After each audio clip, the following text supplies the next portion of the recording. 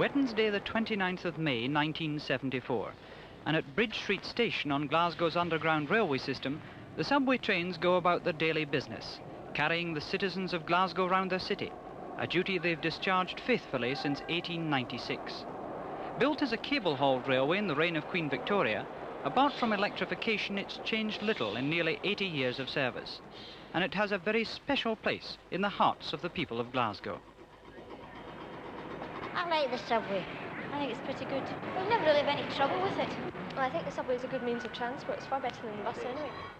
Glasgow District Subway, round the city in half an hour, the only underground cable railway in the world.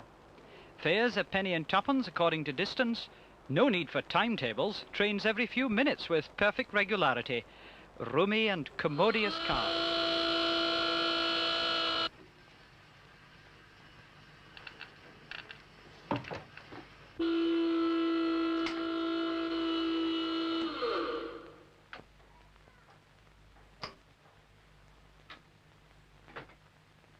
Hello, hello.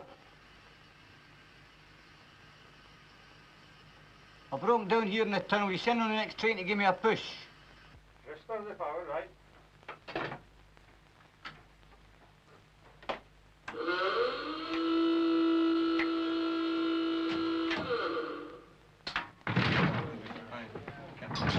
Sorry for the hold up, but I've run into trouble with the train, so I've sent for assistance.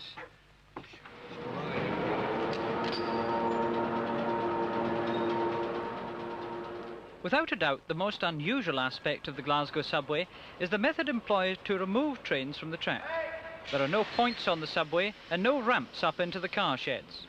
The only way to bring rolling stock into the car sheds is by lifting a vehicle bodily out of the pit.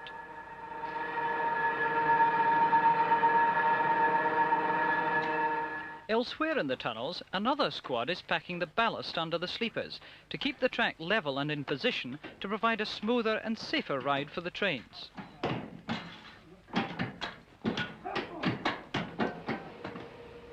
By 5 o'clock in the morning, while most of the city slumbers on, the maintenance men have returned to the surface, the track work complete and ready for another 18 hours of traffic. The green staff arrive to sign on for the early shift, and the drivers sign out their equipment, ready for the first train of the day. Hello? All right. Yes, thanks. Right.